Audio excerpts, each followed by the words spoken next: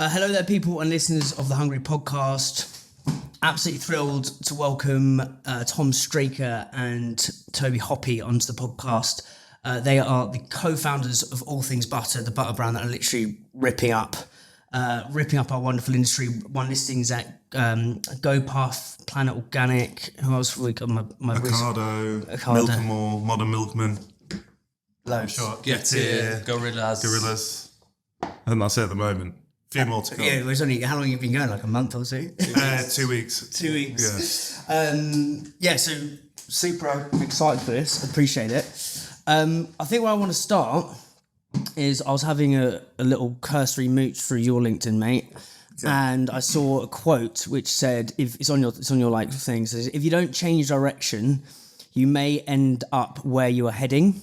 Lao Tzu, I think it is. Yeah. Why does that quote mean so much to you? I actually stole it off my brother. Right. I think it's very true. It's like, and if I look at my career, I think it's very much on. I think I live and kind of breathe by that quote from like different industries that I've been in, and I think to be a well-rounded individual in life, I think it's about ensuring that like you take different opportunities in different places, and that's what makes you the kind of person who like in the business that we're in now is because I've been in media agencies and then been in the brand side and then been in the startup world and digital marketing, then offline marketing. It's given me now a point of where I feel a lot more confident in what I'm doing because I changed direction, in particular from in the early years of my life, and now I feel like maybe that quote might need to be taken down relatively soon because I want to try and have a bit more of a chilled life. So it's almost like this All Things Butter and the media stuff you're doing with Thom is like the culmination. How the fuck is that? Yeah. Of a multitude of different kind of things melting together into one. Yeah, I mean, I think I always wanted to do something. I always wanted to do something on my own. Always, like I saw my dad hustle from like very, very early age of being like an entrepreneur and having like huge ups and downs in life of like doing really well for himself and then doing really, really bad and then thinking about having to sell the house and then doing well again. And he was a manufacturer and distributor of bathrooms and kitchens. So a bit of a random one, but you'd imagine that like when the 2008 crash happened, for instance, it couldn't have been a worse scenario for like anyone who's in kind of home improvements, because the first thing that kind of goes off the list when people are looking at saving money, you're not putting a new kitchen in or a new bathroom in. Yeah. And so his industry was like completely and utterly fucked. And so there was a few times that's happened over the last, he was in that business for 30 odd years. And there's a few times that we've had crashes and then they stop it. And it was a small margin business, but it was a lot of risk because he held a lot of stock. And so, but that entrepreneurial life for me was something that hugely appealed to me working for myself. But I never felt confident enough from the moves that I'd made and the places that I'd been to really pull the trigger until kind of this moment, and always wanted to do something with Thom. And we thought of a few ideas, and this is the one which kind of stuck, and we went, okay, let's go for it. What were those other ideas? So I think we wanted to do we were obsessing over doing like a chicken poulet. Well, that's what you call it. It was them good with names. If you want to do a chicken, we wanted to do a chicken shop kind of vibe. What year was this? And then Toby is from Manchester, and you know there was just such a big movement. At some point, I can't remember the exact year. It must have been like 8 years ago. 8 years ago, maybe. You were still living in Manchester. Yeah, it was like a rotisserie chicken place. Wasn't it? You saw them popping up all over town, and I was sort of like in a weird point in my career. I'd been working 5 years or 6 years as a chef, maybe even longer, maybe. And then I was just looking. I really wanted to do something on my own as well, and it was a low entry level. From a cost perspective, it was a low entry into the restaurant market to open like a rotisserie chicken shop rather than open a full-blown spanking restaurant. And we were looking, there was just like opportunities in those more like regional cities like Manchester, Birmingham. We're sort of looking at, we never got past the business plan, basically. But it was I don't even think the business plan was really. It was good fun. We I was still working a full-time job, so was Toby, and it's just we just had that sort of rapport that we were keen to look at other opportunities at some point. I'm glad we didn't do it. Yeah. But even though friends of mine have got rotisserie chicken shops in London, one of them's got 12 spots. Which one's that? Cocotte. Cocotte. Oh yeah. There's one in Fulham Road. Yeah. They do well. I think that's a common theme with loads of people I interview, is that you need a lot of lead to find gold. You need you need to fire off a lot of shit ideas to find that one idea, and also the timing. So it's like all things butters popping off on social media. It feels like the marriage is lined up. Yeah, so I mean that's why I think last April 2022, I did the first butter video. Yeah, and I think then it sort of went quite viral. It went super viral, and we did loads of. I've now done about 80 butters, something ridiculous. And then, I was looking at it, and I was looking at all these billions of views across multiple platforms and millions of likes. I was like, but yeah, where am I making money? Obviously it's all well and good, endorphins or whatever, you get dopamine hits from likes or whatever. But I was like, I want to see the bank balance. I want to start making some money. And Toby and I had spoken about it in August last year.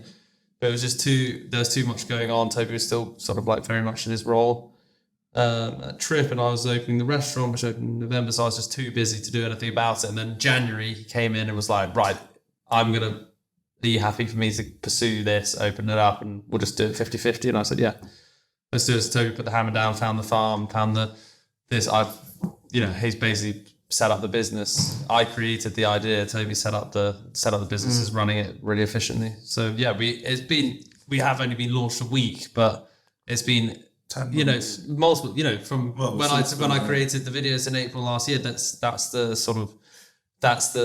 length of time it's taken us to get to a point where we're actually selling a physical product, and the alignment couldn't be better. From I'm not going out selling towels or something.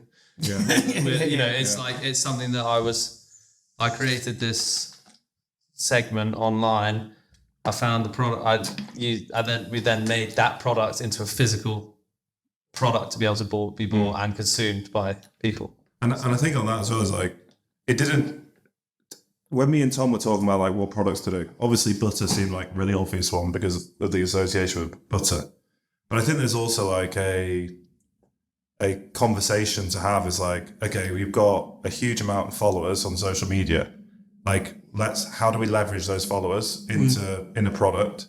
But then also, how do we find a product and a category that we think is there is opportunity not just to do a gimmick product and it to last 3 to 6 months or even 12 months, 18 months, but actually finding a category that we think is that we can improve or add to what's currently on offer.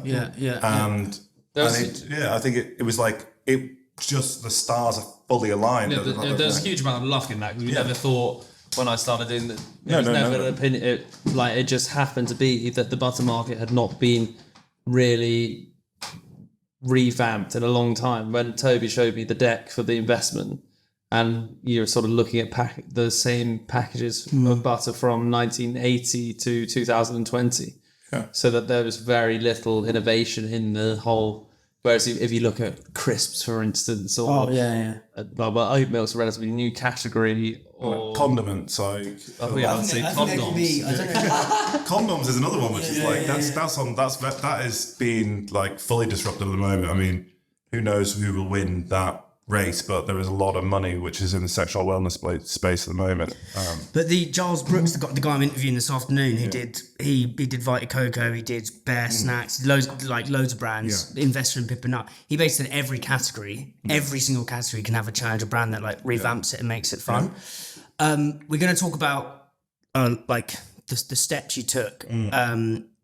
But I want to go back into it first because I think what's interesting is you've both obviously got this chemistry. You've both went to school together, kind of a bit mischievous, but the stars are definitely aligned. Yeah. But so when you posted that first video, mate, did you have the idea for the launching a brand, or was this? Not at all. At what point did you think, right, I'm going to call Toby? What happened? Not at all. I think, creating content became harder and harder as the ideas were getting thinner and thinner. Not that I was running out of ideas. It was just always like, what do people want to see online? And I was trying to get myself into that psyche. And I was thinking, I went back, I was like, I worked at this restaurant in Dorchester, and we used to make these 3 butters in the first course for the bread. We had 3 different types of bread. I was like, fuck it, I'm going to do bread and butter. And one of them we did, which was brown butter, burnt butter. And we used to do it in a canal, or rocher, whatever you call it. So we used to do it in that shape. And so I was like, fuck, I'll do that. So I did that on TikTok, made the brown butter, did some warm sourdough. And that was like, got 1 million views on TikTok. And I only had 100,000 followers on TikTok at the time, I think. So I was like, 1 million views, great, fantastic. And then about 6 months later, I did a wild garlic butter. Yeah. And then that was like 1 million views overnight. And I was like, fuck, suddenly like clicked. I was like, shit, TikTok loves butter. Yeah. So I was right, I need to make the series. So I made 1 more flavor. And I did a quick like 3 canal video. Oh, yeah, boom. Yeah. And I said, welcome to All Things Butter. In the series, I'm going to show you how to make all things butter from this. And then, boom, put that out on TikTok. And it was like 10 million views. And then I put it out on... Then I was like, shit, I've got to make the next butter. So I made the chicken skin butter the next day.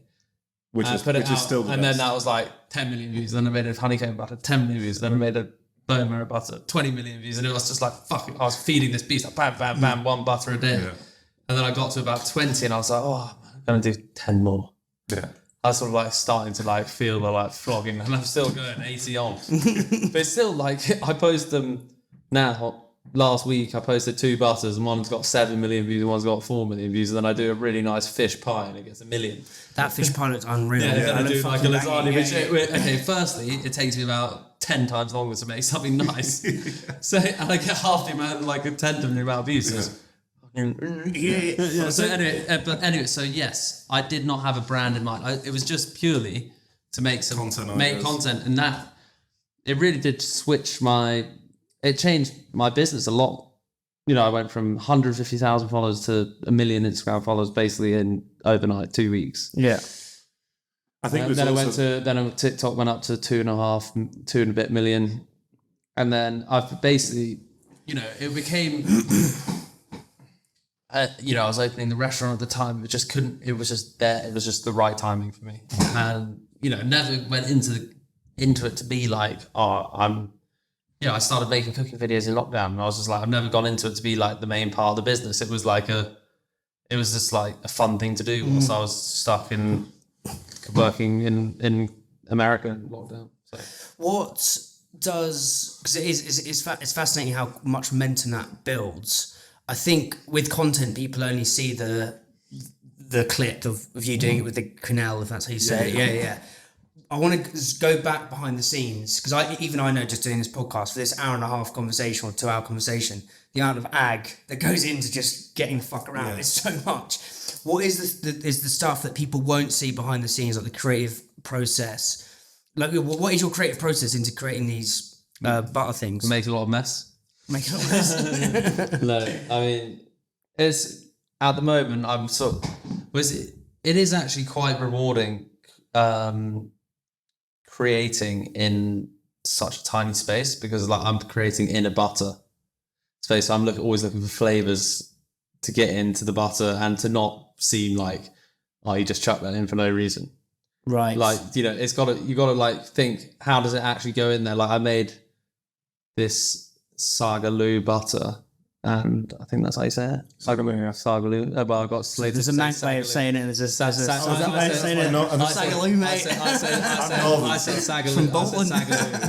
Anyway, so I created this Sagaloo butter, and I was thinking, like, because obviously when you're at home, I was like, all you have to do is boil the potatoes and cook the spinach, and then you got the butter, and it turns it into the whole dish.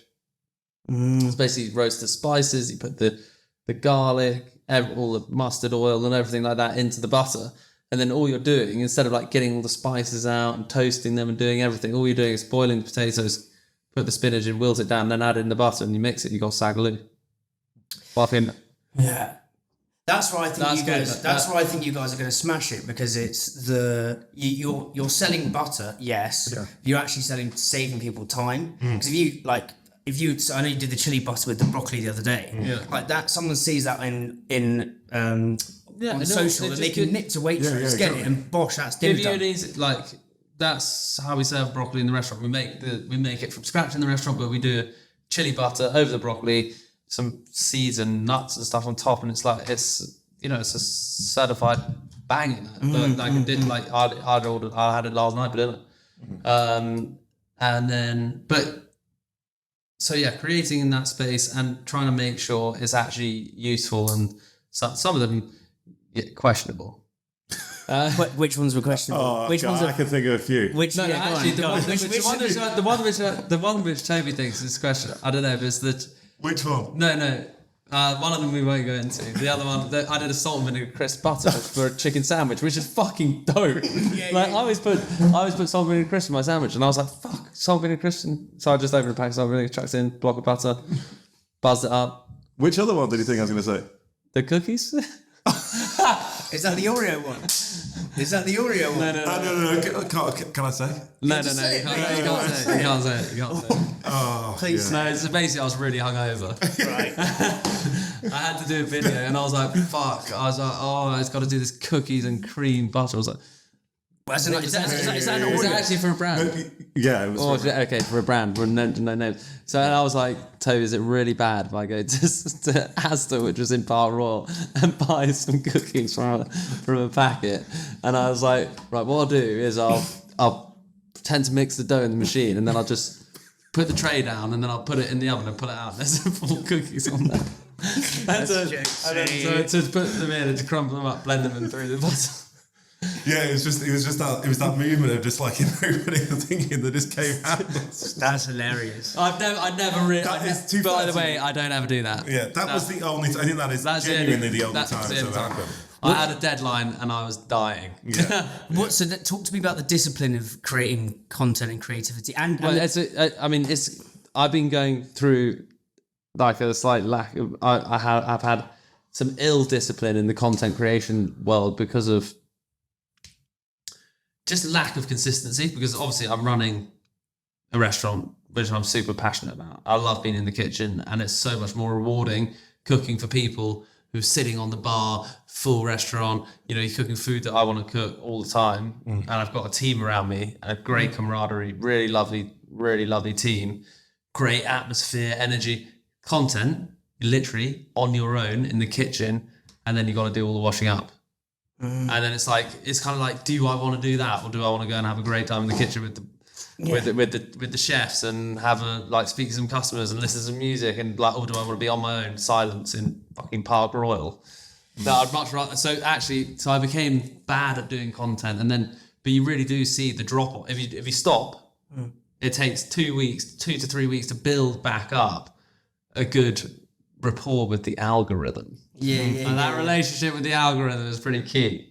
So it's like building up your relationship with the algorithm, then staying on the momentum. Like, so let's say it's posting rhythm. It's all about like, if you post on a Monday, Wednesday, Friday, Sunday every week, they know that you're posting Monday, Wednesday, Friday, Sunday. They reward consistency. Yeah, they reward consistency. Yeah. I had a meeting with Meta about it, and they were just talking about posting rhythm and scheduling and doing to pass out full video. I did half a day of film yesterday. I did 2 videos. I've got a full day tomorrow. I'm doing a new series.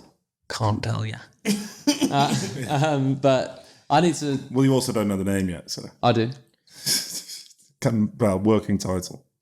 I know exactly what it's going to be. Welcome to. No, it's not. I'm going to not say that, because I'm literally, sometimes I have to shoot myself in the head when I say it. Back a bit, mate, just for the camera Rooney. Actually, I could send a welcome to All Things Butter for an episode. No, I missed it. To what? Do you mind, Mandy? What for? She was posting a video for me, but she needed a voiceover. Okay. You can cut this out. We're mid. Yeah, you can cut this out. Okay. You can see it in action. Welcome to All Things Butter, Season 2, the Italian segment. Episode 22, Cacio e Pepe Butter with Peachy. There we go. Boom. Happy days. Happy days done. So I'm going to keep that because I like seeing the way I do my adverts is on my phone as well. Because I used to have to set I think it's about cutting corners with content, like to make it easier for possible. Yeah. So I used to set this up to do the adverts. Oh, sorry. That's all good. And I was like, this is taking me forever. Now with the iPhone, bosh, I'll be like, this is the advert. Yeah. It's done. It's quick. The problem I find is, sometimes you like wrap yourself up in a duvet so it doesn't sound too like tinny, or you go and sit in the car. Like cars are great for soundproofing. Yeah, it doesn't bounce around the sound. So. We should record this in my car. So that's mate. So and then we're going to get on to how you come into the fold, mate, because I think that's really interesting. But just on the consistency piece, because the consistency is so hard. I don't think people talk about consistency enough. Like it's so tricky. I find it I've recently stopped drinking, and that has helped consistency. I think it's because if you're hungover 2 or 3 days a week, you don't want, it's a lack of. I've got so much energy now. Like I'm up at 5:30, 6, and I go to bed at midnight. I've got I've got 18 hours in the day every day. Yeah. Does it? So you've got this shoot tomorrow. Does it feel like work? Is what I'm trying to get to. Yes, that's definitely work. I've got to do some. I've got to write the recipes. I've got to get all the ingredients bought. I've got to make sure all the studio's set up, or wherever we've got we built this outside sort of production place above the restaurant. I've got the flat above the restaurant, so we've got on the back roof. I've got a sort of I've seen it. Kitchen set up there, so we can film upstairs. And the great thing about that is right next to the restaurant, I can take the washing up downstairs. We've got a team, so it's actually really time efficient, and I can make sure that it's set up. The only thing is that you have to climb out a window to get there, so it's a bit annoying. And the team are there, so it's like there's a vibe. It's like a buzz. Exactly, you can go back into the office. You can have I can have a shower or something between, freshen up. But so that makes it so much easier to do, like having multiple places to do it. I also love doing the longer form content. I've done a couple of series on I've done a few series on YouTube. And we went up to the most recent one. We went to Isla with Berghaus. That was fantastic. And that's really educational. What I find about the shorter stuff is that it's less educational. People like the ideas. And I don't spend hours and hours writing recipes to put on Instagram and stuff like that. I'm writing a book at the moment, and that is, that's where I want people to go buy the book and get the whole vibe of what I do. That's the thing, and this is the same with podcasts. Is as we were talking about, Toby, before we hit record, is with Instagram you can get fucking loads of views, but it's not shallow. Like obviously people can become obsessed with the recipes. With a podcast, you can go super deep and really get to know someone. And the views are never going to be as big as a TikTok reel, but the depth you get, you can't kind of. That's where Instagram reel. Instagram reel, yeah, just a TikTok. Yeah, TikTok reel. But the mad thing about sorry, no, go for it. The mad thing on Tom's content is by far Tom's best content is his stuff on YouTube, which he did, like the Taste of Business series, and that's got by far the least amount of views on all of Tom's content. And it's like I've got 10 times less subscribers. Or 10 times. But when you look at even the quality of production is so much better. The fact that like Tom is like in his environment in his garden, like using all of like his. I mean, he's got so many toys you can imagine in the garden, which he plays around with and cooks on. Like a. All your grills and BMW, kid's car, and it's for me is like I would love, and I remember me and him have spoken about it so much over the years, like building out that long form content, but it costs us. I mean, how much it costs money now. It's not good for a long form video. How much? It's not too bad, because obviously the editing time's like a day. If you get a good editor, it's 300 quid a day, and then if you got a good videographer who's working with you, it's 500 quid a day, and you can maybe bash out 2 or 3. But they're long, took 2 hours to film, and then to edit 2 different cameras. It was costing me a shitload of money to do one a week, and I wasn't making money off it. And I didn't necessarily have a job at the time because the restaurant wasn't open. I wasn't earning a salary, so all my money was coming through like partnerships on Instagram and stuff like that. And it wasn't like free flowing. But I think, as you say, even though half the people have listened, like the audience on that is much smaller than, say, the TikTok, the people who have watched it will have a much deeper relationship with you, with the restaurant. Yeah. I think there's an unseen value in that. We need to get back onto it. I was just saying to my PA yesterday, I said we need to book 2 days a month for long form content on YouTube. And that's so 2 days a month, 2 full days a month where you get someone in and you've had it planned out for a while. And it's just, next week, Thursday, Friday, you're shooting 6 recipes. Yeah. Which is once a month, 2 days, block it out, go. I think that's how we want to do it. I was speaking to someone the other day who's Laurent Dagenet, sort of chef from Canada. He came and did it in the restaurant. And we had a sick time with him, went to Marseille, had a wild time. Hence why I'm now sober. I'm nearly sober for that trip. And then nearly so sober. he was saying, You're nearly sober. That's hilarious. I'm not a chef, so I'm not. He was saying, I'm not as wild as those two. So, but it did took me out of action for a while. Like 24 hours in Marseille with Laurent Dagenet and Thom Straker was tough. so you can keep up. Yeah. So he was saying that Matty Matheson, original YouTube sensation, and he's a he films all his content down in Texas, isn't it? Tennessee. Yeah, I think Tennessee or something like that, and he goes down from Canada, gets it done in 6 days, and then that's all his stuff for like a month or something. That's what I'm trying to do now. So this is the first day I'm doing 2 in a day. Yeah. But just to bosh it out because I'm going away to Colombia. I'm not going to be doing that. No, you're not coming back. Yeah. You better get your lives working now. Yeah. So we've got we've done the videos. They're popping off. You guys have began to think of, or over the years thought about, like, let's do either a chicken shop called Poulet. The butter thing comes around. It seems to be working. What are the first steps you take, Toby, to actually get this off the ground? Because there'll be people listening to this who are in that stage, and it's like, you've got the idea, you've got the momentum. Like, what are the first 3 steps you take? So I think the hardest thing was because we were both so like our jobs were so taxing. Like, Thom was obviously 2 months into the restaurant opening, and I was head of growth at Trip Drinks, which was, I'm sure, I think Olivia's been on the podcast. That's just down the road, isn't it? Yeah, just down the road, yeah. And like, and so like, my job was like incredibly, like, it was long hours. It was very, very intensive. But first one was just like sitting down together as a two and going, let's go for it and pull the trigger. And that is one of, I think the hardest decision to do is actually pull the trigger and then start going ahead with it. And then you think about what's the list that you need to do.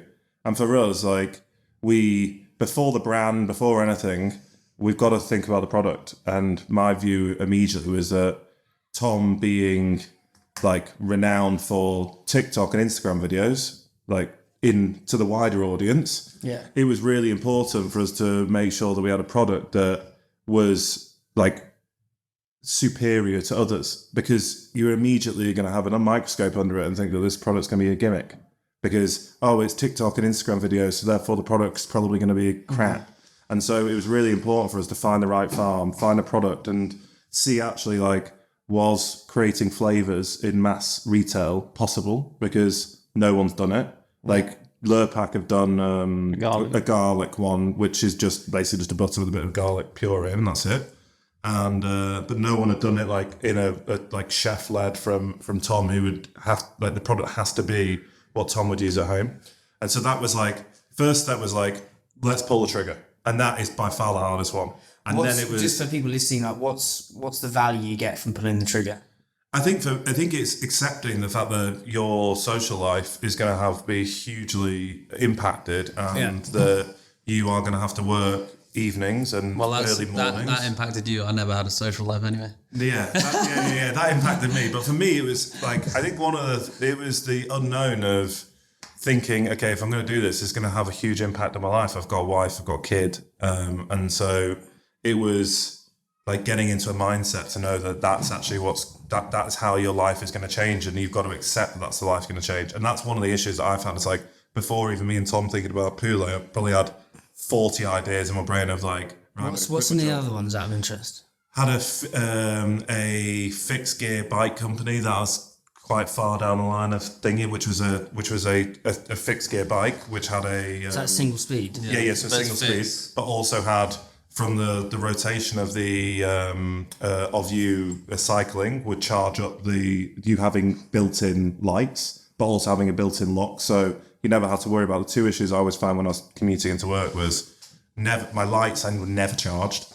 And I always forgot my lock. And so how do you integrate light with the power from cycling and then also the lock? So that was one which was quite far down the line. I don't know if you've had Thom Broughton on there before, have you, from Qubits? Qubits? Qubits, the glasses company. No. They have about 12 stores and he's a really good friend of mine. And me and him were like very far down the line of setting up a framing company, which was going to be using... like as in picture frame, where you use the depth of field camera of a smartphone, where you take a photo of anything that you want framed, and then you can put it into is it AR? What is it? Augmented reality. So then once you take the picture of it, it will measure from the depth of field camera the exact measurements of the picture. And then you can put it into an AR environment, and then you basically put a frame around it, and it was going to be a mobile app. And we got an MVP, created like a very small version of it on the app and put a little bit of money into it. But it was about like both of those ideas got to a point of where then I was like, well, that was just a bit of fun. This was like, we'd already had that fun bit of where we talked about it. And this is like those was talked about. Now it was like, okay, are we going to actually find a farm to produce it? Are we going to now build the brand? Are we now going to do X, Y, Z? And so there is definitely differentiation of sort of saying, I'm going to start a business to now actually The trigger. the trigger for me is like, let's go and find the product and let's really go and invest a proper time. So Also, we had there was already a lot of, we could see there was demand before it even product, like people were like, People you were should asking make for this, it. Yeah. put it in the stores, and people would buy it, blah, blah, blah, and like thousands of comments, and then you're like, fuck, we already had that sort of outreach, we'd already done the outreach, be like, would people buy this? We knew that. Yeah, the Not market. we knew Yeah, it. it's like market research. We almost skip the step, which I think majority of businesses would be, which is like, let's do a big market research piece. And like our market research was going up and down supermarket aisles and looking at butter sections and sending. I mean, if you look back at that time, you look at our photo albums. There's lots and lots of pictures of supermarket aisles of butter, where the butter is and where milk is and where dairy is in general. And that was our market research. It wasn't going, do we think that our market is going to be like, people will buy it? And it sort of drove the creative brief for the designer initially. Yeah. Eliza, who absolutely spanked the design straight up. Yeah. We then, because I think the brief was so good from Toby, about what we were seeing in the aisles, which was a lot of silver and a lot of gold. Yeah. If you look predominantly, and yellow from Anchor, you just saw those. And so we just wanted to do something that was just completely out there, color-wise, fun, exciting. And that's, that's where Toby's undersells his value. Like he's worked for big brands who've disrupted, luggage brands, razor brands, household names. He understood that kind of like what you needed to do to really break in even though we had the sort of momentum already, just to break through the category. I think we did that, like as soon as we put the picture out of like a very like it was like an early sketch of the it was like design, sketch. It was like 40,000 likes on the butter account. Like we already had, we're now the most followed butter brand in the UK, dairy brand in the UK. Yeah. We have, but we still don't get that traction that we got initially from the actual first block of butter. So that it sort of everyone related to it quite nicely. And then, I think that whole creative journey, like finding the right imaging and the fun playfulness, I think that's what people get on board with. Just as, if we just did a silver package and it was just said all things butter on it, I don't think you're going to get... There's a few things on that. So have you listened to one of Rory Sutherland? If you had Rory Sutherland, you should listen to him. He's marketing genius. Yes, basically. He's been on the podcast twice.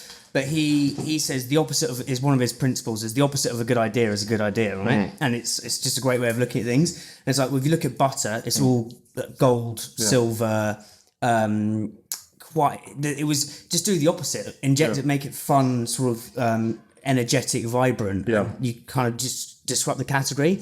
The other thing is, he's right. He's so against market research, and there's a quote by David Ogilvy. I'm going to butcher it now, but it's the issue with market research is people don't tell you what they think, they don't do what they say, and they don't act the way they feel, something like that, which is basically load of bollocks, right? And loads of these, there are a few other flavoured butter brands that have tried it before. Because when I was at Manulife in the farmers markets, so if you were to look at that. But then if the way you guys have done it is completely fresh way of going in, making the videos on social. It's a bit like Bold Bean. That category, like who thought Bold Bean was going to come in and disrupt the category? Yeah. I mean, when I first saw it, I thought, I think this is probably a niche. This is too niche to go mainstream. When I first When I first saw it, I think it's an banging brand. Amazing. When I first saw it, I met Amelia, and I think she used to work with Mob, did she? She's good friends with Mob. Well, she's good friends with Ben. I don't know if she's ever worked with them, but okay. So she gave me a sample of Bold Bean, and I was like, "Fuck, that's amazing." The only beans I tasted or legumes was from that Spanish brand Navarre, something like that. It's still in the tall jars, see through, and they do the sort of chickpeas, and they're on a par to Bold Bean, but. No brand. I suppose like no one's done it in the way that she's done it in terms of like trying to make it like British or like give it like a cool, fun brand. I think she nailed it. Like the product's fantastic. She cares about it. She's great. Yeah, I think they're good on social. Yeah, I just think if you've got a good product and you've got passion behind it, then I think you can really get somewhere. Like our butter stirred through some bold beans is delicious. Yeah. And then there we go. Next, you can also be super targeted as well. Yeah. Because I know you're a bit like the listings we can't talk about, but when you've got other listings up and down the road, you could basically do an all things butter on your socials, Tom, with a Manchester brand.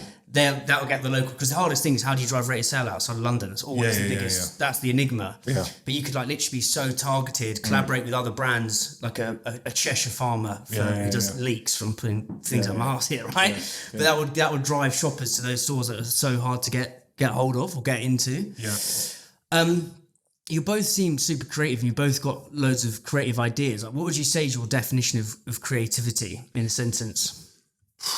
That's a difficult one. I mean, for me, it's like, I think for myself personally, Tom is definitely more creative than I am. And in particular, like when you see him in the kitchen, for me, I don't think I can do it in a sentence. I think I am very rational when it comes to creativity. And actually, when I look at the likes of Cannes Lions, it drives me insane because I think all these people win these Cannes Lion awards.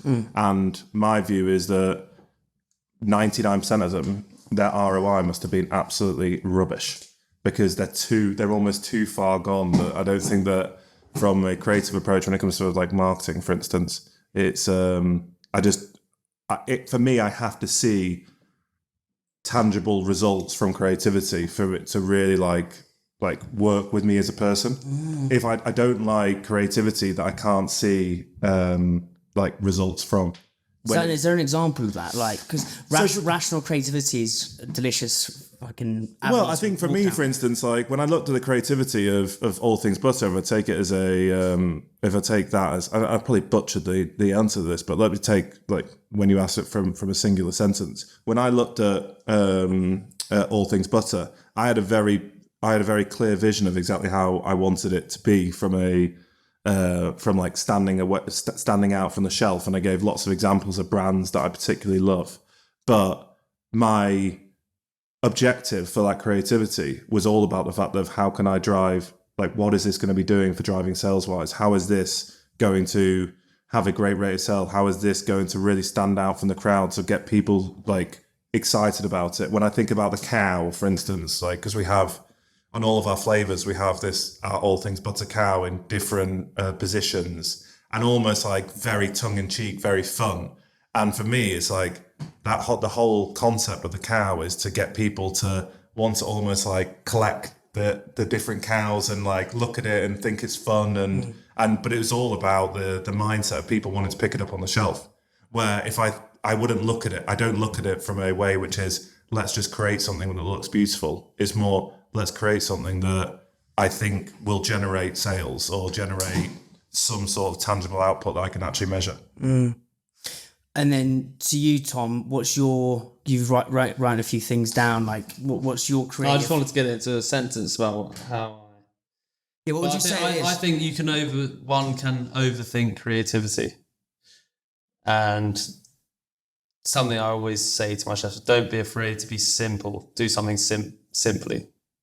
Creativity can be very small, because small changes make big differences.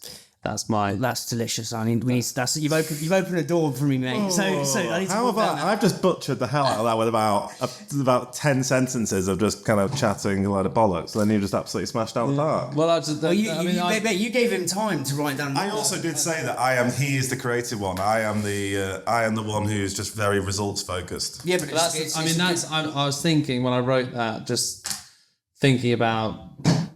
often thinking about food, or like how it's mainly based around food or something physical that you can change. I think, you can, like, if I'm thinking, well, how am I creative in the kitchen? Yes, I take inspiration from classics, but I also don't want to then go and make it sort of super fancy and frilly. I still want to see a pumpkin, serve a pumpkin, but I want to do it in my own way. So. Yeah, keep simple. One of the interviewed guys from Honest Burger the other day, and they said simple is not easy. So people think simple's simple be easy, mate. Well, just do this. It's so simple, it's easy. And that's what everyone says. Simple is hard. Focus is work. Like doing less is work. And I think you're so right. There's this obsession, and I'm the worst at this. It's just like, let's just make this real thing and make it really complicated. Yeah. Are there examples? What I kind of want to explore, which I think is fascinating, is the kitchen in the culture in your restaurant, and how that's going to spill into the brand, and like what the lessons are. But first, like, are there examples of this where, with your chefs or at the restaurant, where you've done something that's super small that's had like a big impact? I think is what your exact words. I'm more in that respect. Let's say if the head chef is presenting a dish to me, and he's got lots of different elements which are going on, and it just becomes the creative process becomes muddled, because you're not you're not really giving an impact to one thing to shine. Yeah. And it's like, pull away. I suppose you can do this in lots of things, and like pull away, start taking away the stuff that is not that impactful, and then you're left with the big impact on the plate, whether it's 3 different elements which just really sing harmoniously together. For instance, I did a dish which I thought, this is it's so simple. I grilled a pork chop, I made a beautiful mashed potatoes, and I made a lovely sauce, but I put some mustard, some chopped tarragon, bit of lemon zest, and grilled some plums and put that on a plate, and it's just like harmony, like all of it singing away. And then when I said, right, let's put this dish on the menu in the restaurant, they were like, oh, well, maybe we should do like all little salsa of this and a little thing of that, and I was just like, it just became muddled. It just didn't sing like it. That was a really hearty plate of food, and it was established, and just like that's what it was. And once you start to try and refine that, you lose the soul of the dish. So it's just pull away the crap. But often creativity can be taken away, not adding. Oh, mate, yeah. Do you know Rick Rubin is? The music producer. Yeah. Rick Rubin, he did Big Bearded Guy. He did the Black Album. He did everyone, mate. Yeah. But his whole thing is, creativity is taken away. Yeah, and I think that is super true. I love that.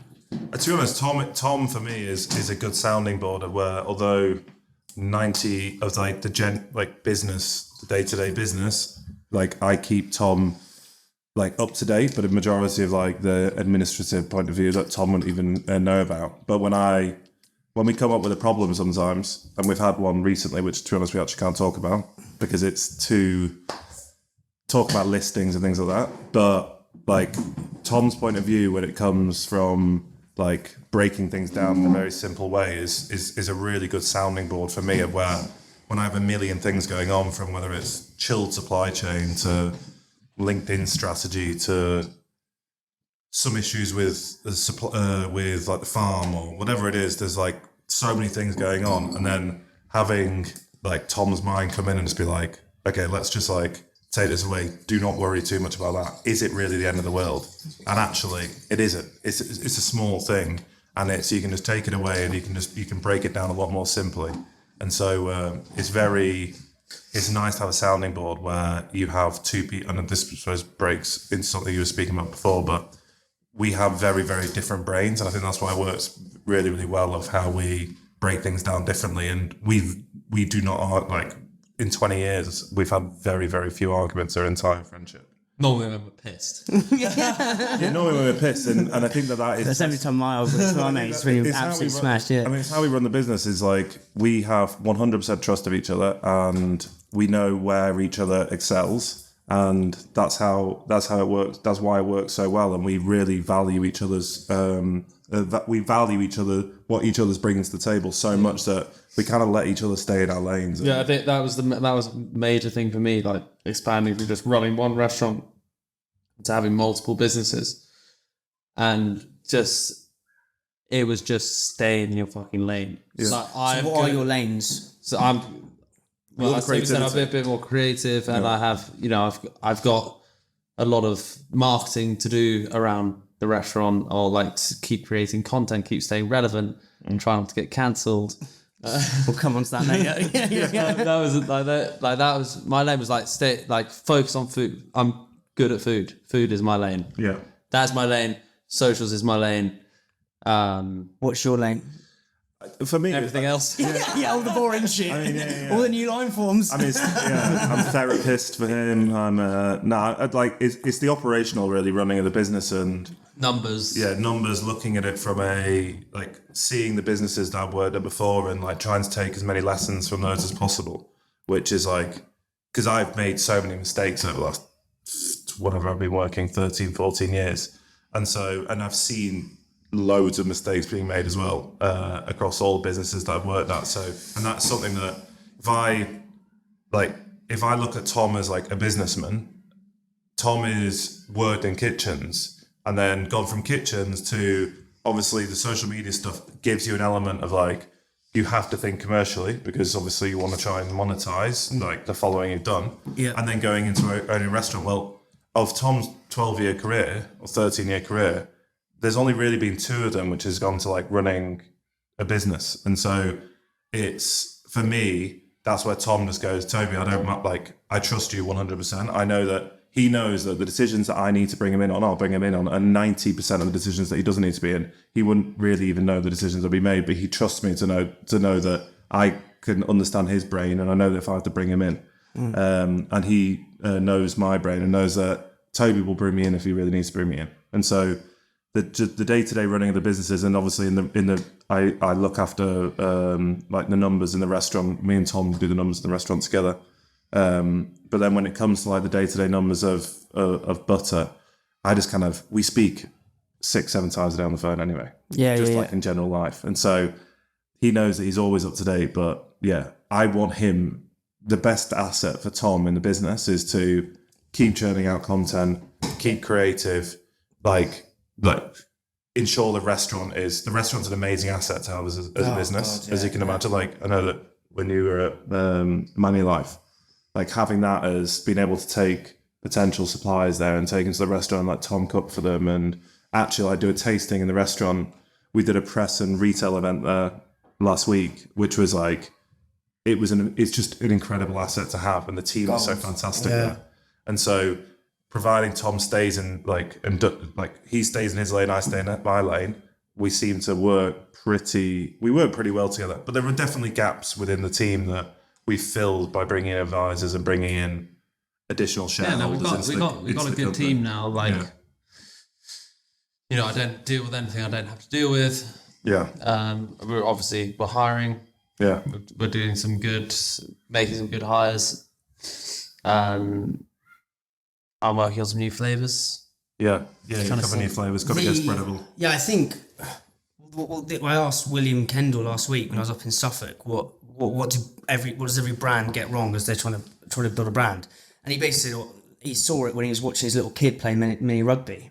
And when you watch little kids play mini rugby, they all run to the fucking ball. Yeah. And he goes, that's where everything goes wrong in business. But if you just stay in your lane and you do what you're good at, and you do the thing that you're amazing at, the rest will kind of slide into place. It's got to be trust.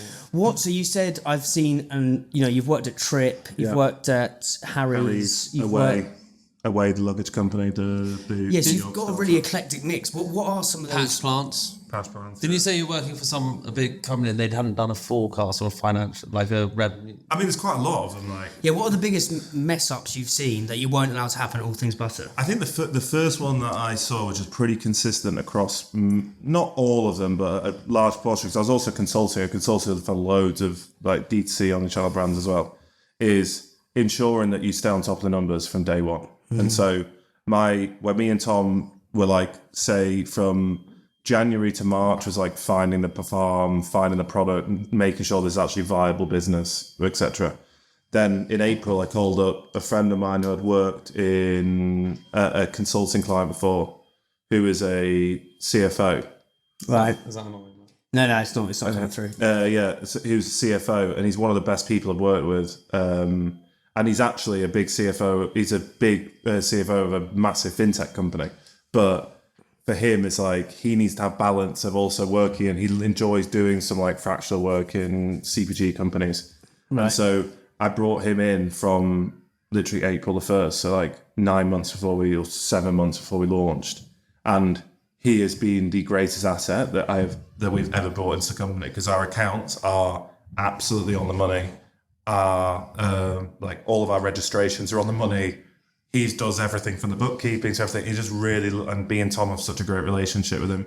And so that was immediately like, I knew that if we're going to get this to work, me and Thom agreed that from a equity perspective, we're happy to give equity to the right people. And so he came on as an equity partner from April, and to be honest, like is being worth his weight in absolute gold. And so that was one thing immediately, was like, don't get yourself into a point of where like and he looks after all the stock management, ensures that like we are not like overexposed from a stock perspective and things like that.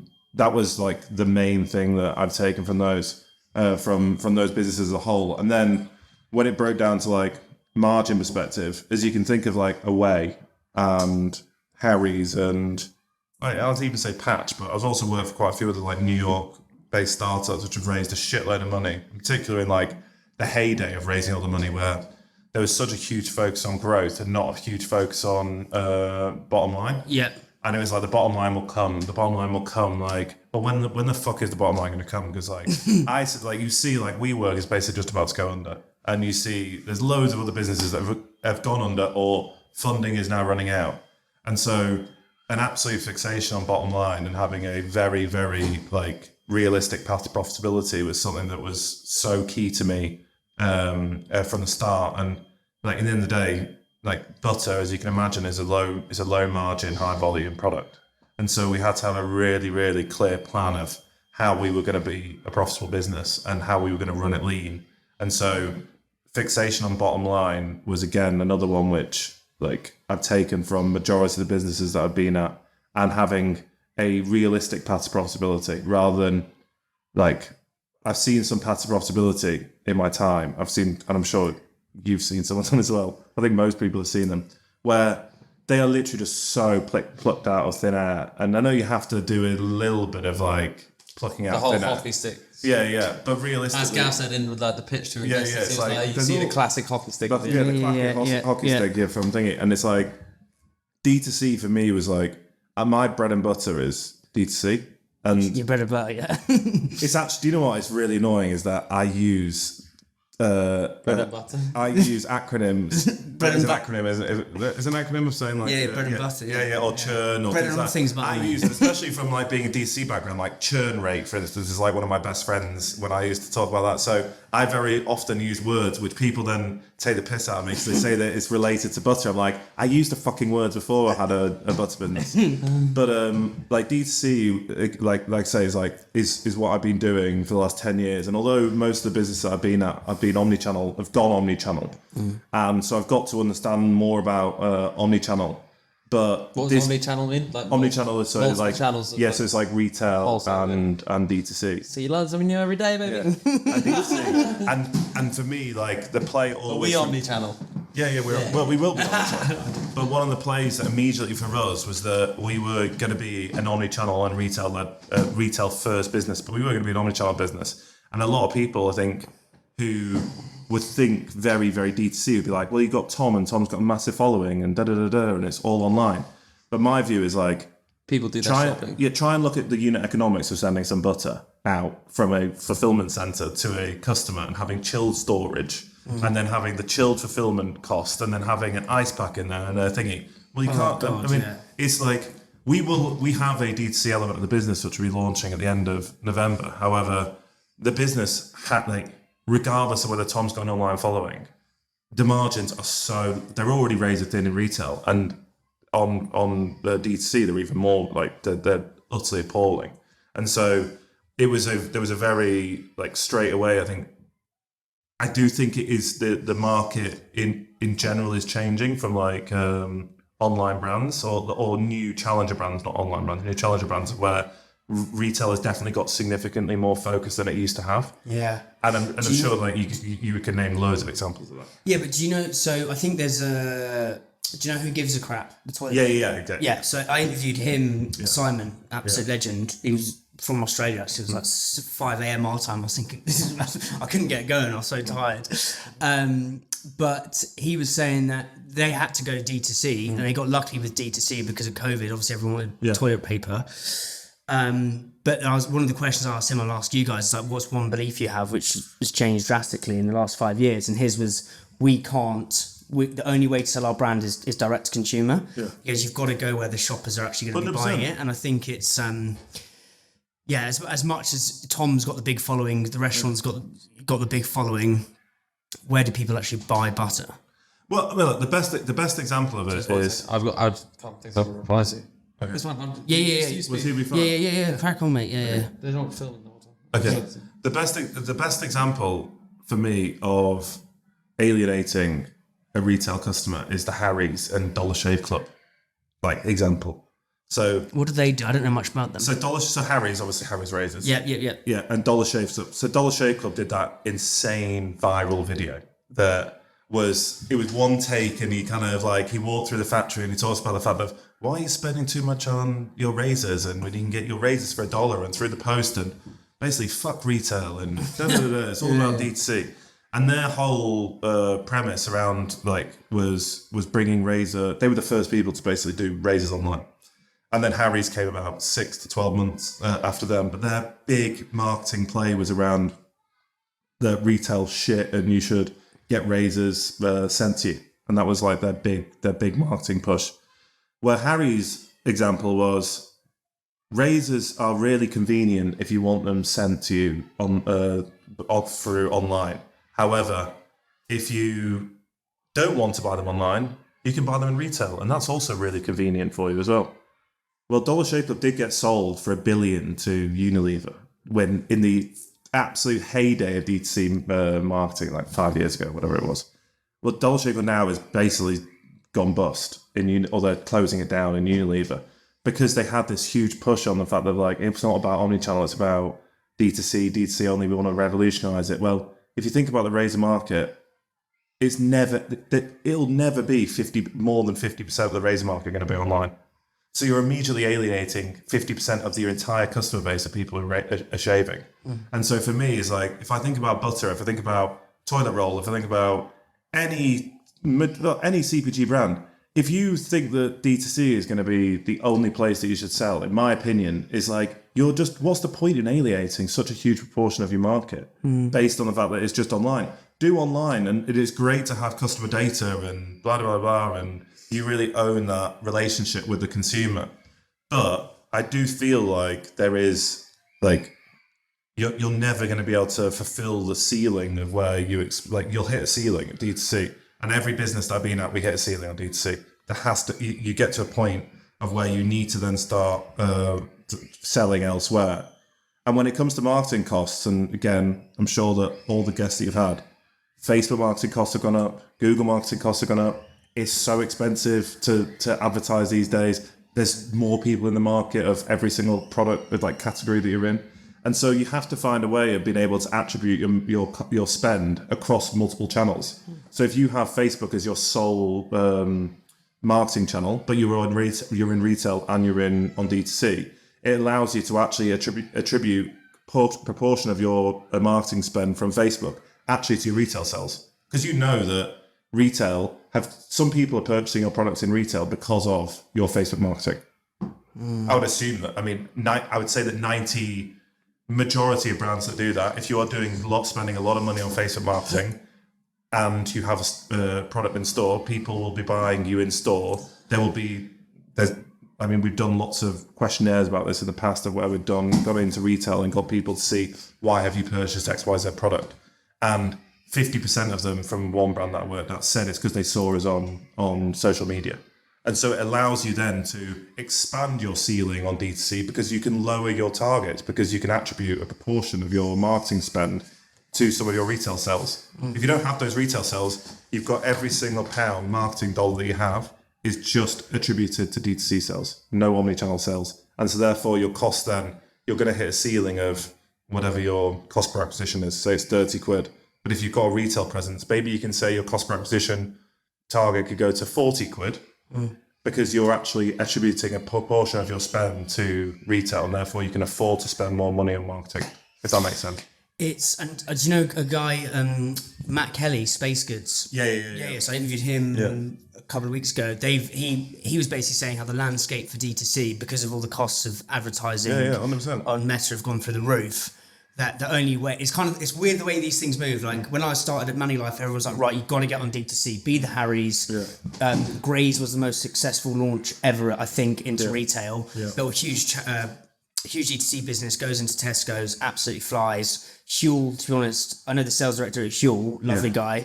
They're smashing it, considering they're a huge D2C business. Yeah. But then it's like, does it actually work? Because the margins are so easy on that. Whereas with you guys, we've got a cool box. Yeah. But like, it's an absolute nightmare. Yeah. The business realistically, like if you look at our model, the business is, the first year is like 70-30, 70% retail, 30% D2C. Brilliant. And then it'll go, then it'll probably go like 80-20, then it'll be like 85-15.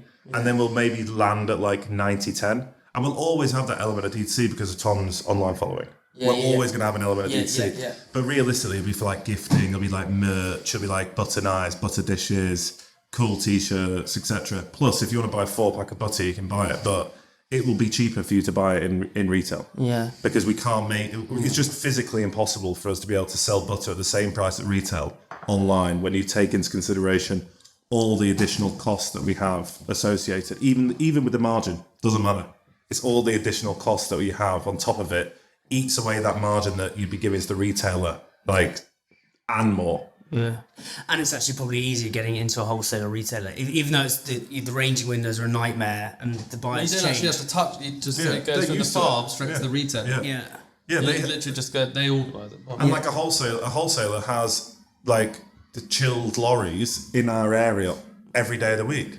Or Sainsbury's will have chilled lorries in our area every day of the week, and they literally just pick up the pallets and it goes into the distribution centres. And where for us, for D2C, it's like we need to find a chilled 3PL. Then at the 3PL, they have to have a freezer solution where they have the ice packs. Then they have to build the boxes, and we've got all branded insulated bags, which then insulated bag, ice pack, 4 packs of butter into box, close the box. Then it's a £5 fulfillment charge because you've got to go 24 hours. Because if you think that it's not like majority when I was at Trip, I think we did majority was like 48 hours delivery. And so 48-hour delivery, therefore you can go down to like, unless people pay for next day delivery, but our standard was a 48-hour delivery.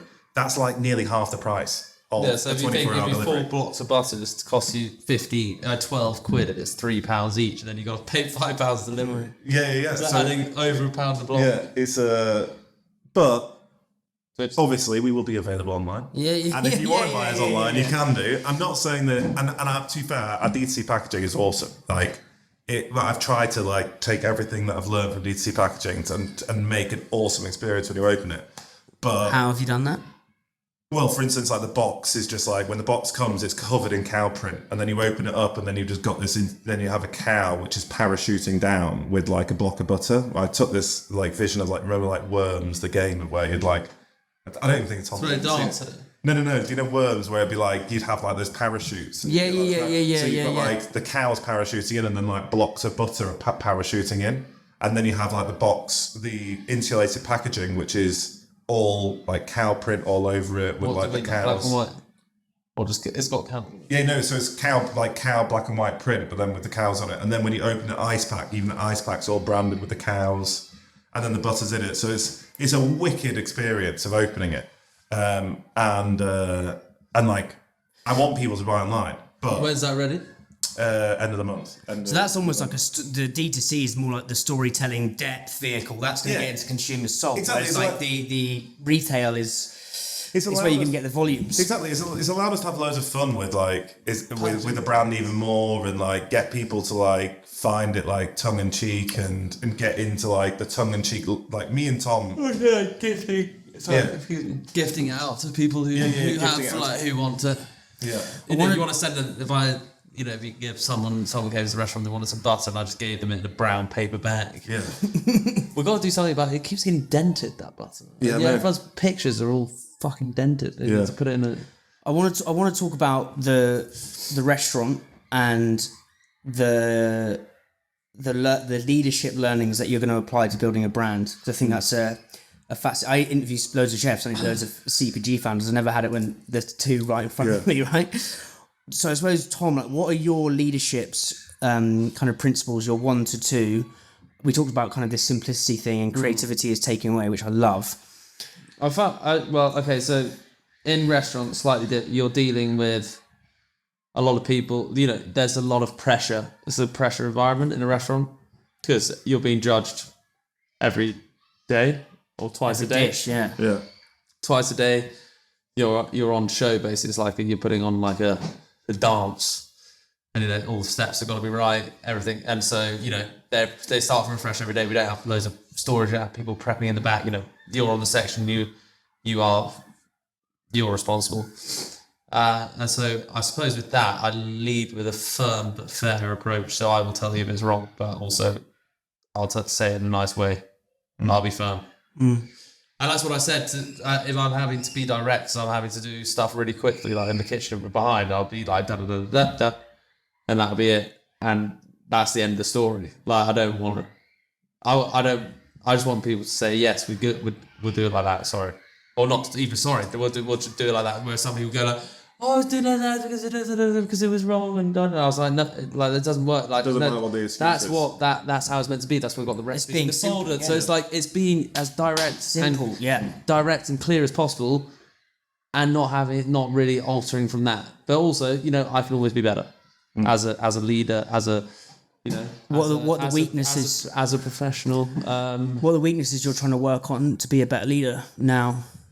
I suppose at the moment it's just being as present as I can when I'm there, being present when I'm there, and also when I'm not. When I just keep myself in the business when I'm there or when I'm not, so I can just pick it back up straight away. Because at the moment, there's distractions going around with other businesses or being out, personal life or anything like that. But when I'm at work, I'm present and I'm right. And I think what I always want for my team is I want people to be successful. And I don't want people to feel like they're working a dead-end job for shit money. I want them to either be learning and furthering their careers, and so helping them understand what it is that they want to achieve out of working for me. What do they want? Do they want to make content? Because we have an element of the content for the side of the business. So I suppose it's kind of understanding what people want to do and how how we get them there. I suppose that's a part of my responsibility. I think one of the It's things to one of the things I've taken from like watching Thom, because I've never obviously worked in a kitchen before, and so being in like working within the restaurant, it's been kind of quite eye opening to see how different it is to like a omnichannel business, which is like Hashtag omnichannel, mate. Startup life. And I think the one thing I do like, and with some founders you do see this, but Thom will do all the like he leads from the front. So like there's no job that's underneath Thom. Thom will do any job that needs to be done. And I think that is one of the things I love to see within the kitchen. I think that why the guys in the kitchen respect so much is that when Thom's working, he will do anything that needs to be done. And there's no like, no, I'm too good for that. And I love that camaraderie within the kitchen, that everyone, I think, within Thom's team is has exactly the same mindset, that no one thinks they're too big, they're too big for the kitchen or too big for the team. Yeah. What do you, and it would be an interesting talk about Strakers and all things butter, but like, what do you want people to feel? I was reading this book called Unreasonable Hospitality by the guy who did this restaurant in New York, became like the world's best restaurant, 11 something. Madison Park, Yeah. And he talks about hospitality as a Daniel. Daniel yeah. He talks about hospitality as a feeling. What do you want people to feel here when they leave Strakers, the restaurant? What, as in my chefs or your team? Customers? I think I want them to feel like they've had a fucking awesome time. It's like, there's no, I'm not going to say what I want people to. I want them to feel like they've gone into a place where they've sort of been transported from the mundane realities of real life and gone in and just relaxed, kicked back with the service, the food, the atmosphere, the music, the environment that they're in. Because I even feel that sometimes when I go in, I feel like, fuck, I've just come off the street and I'm in, like, the atmosphere in the restaurant sort of hits you in the face. It's like, boom, there's an energy in there. Even when it's empty, I feel, obviously I'm biased, but it does have, it's a constant feedback. Like, the atmosphere is fantastic. The music we curated, George, who's the GM, has great music taste and, creates a lovely atmosphere. And we spend a lot of time on the design, even though we ran out of money. We did, we wanted to put good, like really comfortable furniture in there. Like, we ran out of money. I loaned the business 50 grand before it opened. Like, we were getting to that point, like, it was delayed, chewing through cash. So I had to loan the money, restaurant money. And then it was, we still wanted we wanted people to feel comfortable.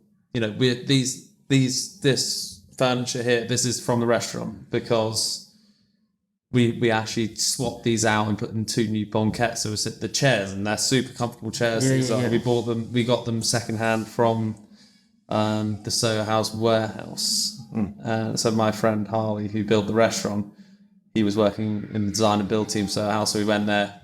We just saw them, and the colorway was green and like off-white. I was like, fuck, perfect. And same with the tables. Wasn't that the color of the that's the brown. the aprons? The jacket. The jackets are cream and green, and so and they're made by Oliver Spencer. So I suppose it's I want people to feel like they've gone to a place where they feel comfortable and being able to relax. And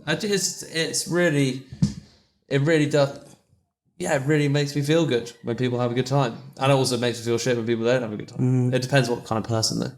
Some people are out there to hit you, but it really does. It's really gratifying to know that someone's enjoyed the hospitality that you've laid on. And it's like I was saying before, that over chopping up a few bits of butter on Instagram is so much more rewarding. Like the human contact and the real life reviews are great. We're not a perfect restaurant. I'm not going to say we're perfect. Like, it's too small, it's cramped, it's this, it's that. There's lots of things which could be better. But, it's my first site. It's a big eye opener. Like, it used to be a kebab house, didn't it?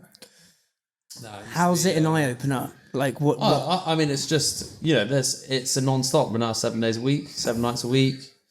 We're full every day. You can judge constantly. You can put one step wrong, and your career is looking like, or you're not as cut. You've got to be pretty clean to be able to keep going back in, day out, to be able to manage the stresses. And it's like, I always see it as like putting out, you're like a fireman every day. You walk in, the phone's not working, the printer doesn't work, the door's fallen off, someone broke the handle to the loo, or the keys, they forgot, they didn't know where the keys were, so they broke in the window at the back, and then you got to get that fixed. The candle's been stolen, someone drank all 3 bottles of tequila off the shift. I don't know. There's just someone's still asleep on the banquette. No, that doesn't happen. It's just, it's just a lot. It's a lot of moving parts. It is so different to like. Well, this one, where I'm trying to chip at is it's a delicious kind of juxtaposition of running a restaurant, as you say, this almost teleportation, the magic, the music, the chairs, the food, everything. It pulls you, and then you've got this amazing brand, All Things Butter. I genuinely believe brands do have these moments of creating magic, a bit like how you can in a restaurant. I think it's slightly easier in a restaurant because you've got more things to play with. Also, you're tapping into people's emotions straight away, because that you sit around the table.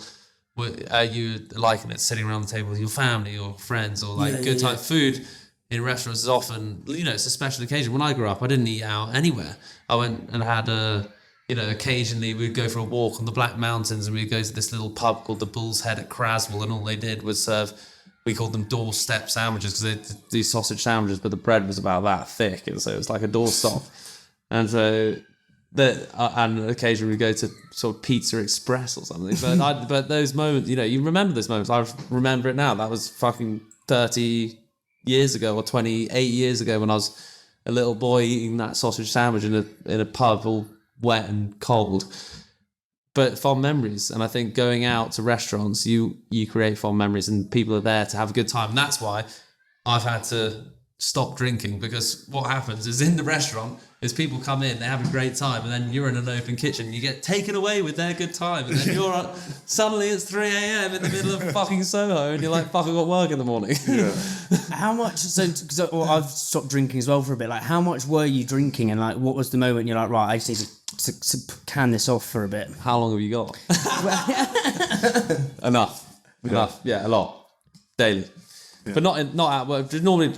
Yeah, after work, but it just became, I've got 2 young kids. I've not only got to be on it for work, but I've got to be on it for being a good father. And I found that I was probably not doing going above and beyond. I wasn't going to the gym. I wasn't being healthy. Then you smoke. I don't know. It's a big.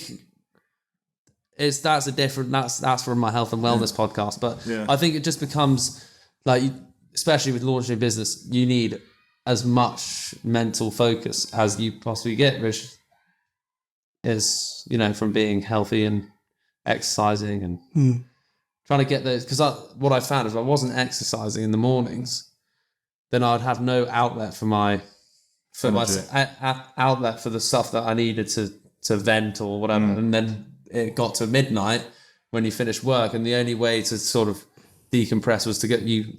What do you do at midnight? You don't go and do yoga. You go for a drink. Yeah. I socialise at work every day. Yeah. I don't need to socialise on my nail. Yeah. And I as in with customers, I'm sometimes in a sort of 2.5 hour conversation. I'm cooking, but I'm having dinner with the 2 people who are sat at the bar. Yeah. We're in this sort of intense conversation. Yeah. And that is, and then, it's days off, family. I want to broach the subject of that picture that we all know about. And as I said to you, last week I was recording with William Kendall. He was guided Green and Blacks, New Covent Garden Soup. I was having a walk with him around his farm. He was like, I went to Straker's restaurant on the Sunday night, I think it was, whatever day it was. He goes, very diverse, fully diverse workforce. And he goes, and I see this article in the press on whatever day it was. He goes, I couldn't believe it. It didn't match up. From my perspective, I love to just to get the beauty of, I suppose, a longer form conversation is that you can really actually understand your side of the situation. Or Talk to me about what that felt like when you got all that torrent of shit's coming your way. I think you said there was a timeline, didn't you, Toby? Okay, I'll start. So we had just sat down, had this meeting, me, Toby, and Gav, and so But like, what basically, time is it? So Gavin's job is like CFO. Gav's CFO, right? Gavin, you're on the numbers. Do this. We got to do da da da. You're going to raise the money. Toby's CEO is basically running the whole thing. There was like, Thom, just don't get cancelled. that was my only job. And Toby left his job at Trip. And on Monday morning, after this whole thing was coming out, I finished my job on the Friday. Yeah, he finished the job this Friday, and it's sort of just that Friday night. Put the picture up Sunday. Like Toby. So where are you guys? You're in Notting Hill. Where are you sat? No, Toby's in his house in Teddington, his new house he's just moved into. I'm in Notting Hill, and Toby was just like, "This is bad all the Sunday," and I was like, "Yeah, whatever. It's not bad, mate. It's just one photo. It's whatever." And then he was like, no, this is getting really bad. And then Monday morning, 9 o'clock, first article comes out. And I was getting messages from my old PR company being like, are you all right? Like friends of mine in the industry reaching out. And Toby was like, fuck's sake. He's like, I've got norovirus. I've just left my well-paid job at Trip and I'm sitting on the loo, shitting myself, and you're about to get cancelled. That was your only fucking job. Don't get cancelled. This is the first day on the job. But anyway, okay, humour aside. It was, I think, it didn't feel good. It didn't feel good. I felt like I'd let my team down, felt I'd let Toby and the All Things Butter team down. I'd let myself down. I'm just going to turn Yeah, I just realised that tap. Sorry, mate.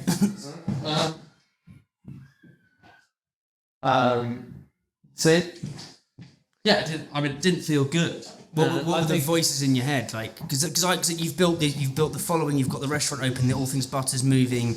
It feels like you'd built a lot of momentum. Do you see what I mean? Yeah, it was a sort of bit of a smack in the face, but potentially, I fueled it by having like a knee-jerk reaction. I didn't like getting attacked. You know, when you're under attack, you bite back. Yeah. So I bit back.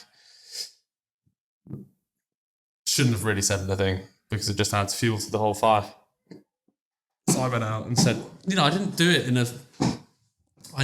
from a position that they were saying I was doing it from a position of, which was white power, whatever, like I'm a racist, I'm this, I'm that. I didn't do it from that position. I did it from a position of, shit, we've been open 6 months. We didn't have any team photos.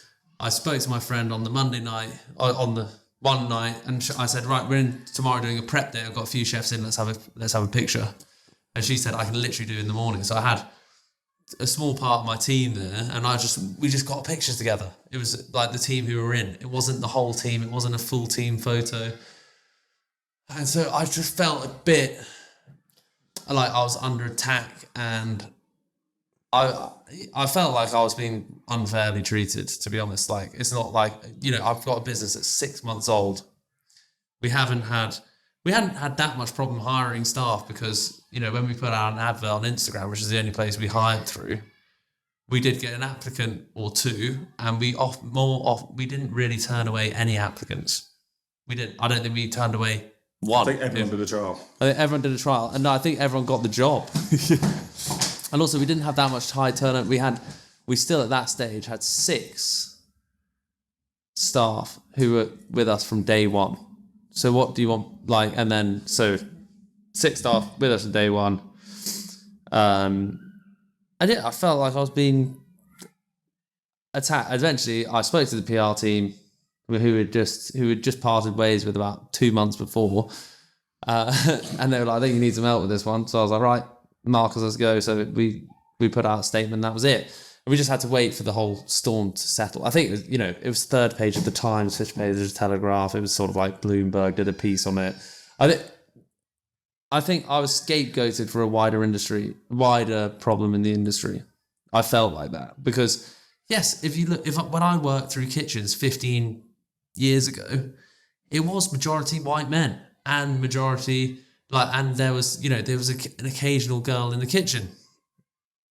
I think now there are lots of, I suppose the thing that I've learned from it is that we hired in a way we hired straight through Instagram. Maybe my demographic, I didn't look at my demographic on Instagram too hard as to what kind of people were following me or whatever. So because that's free for me. Rather than paying 20% to a recruiter and someone stays for 6 months and you owe them $5,000. That's made business sense to me. But I think I have done, and obviously I'm sorry for any like offense I caused to anyone in that moment of reacting. And I think in hindsight, I wouldn't have done that. I suppose what it has done is taught me a lesson of how much it does affect this kind of image would affect certain people. And like in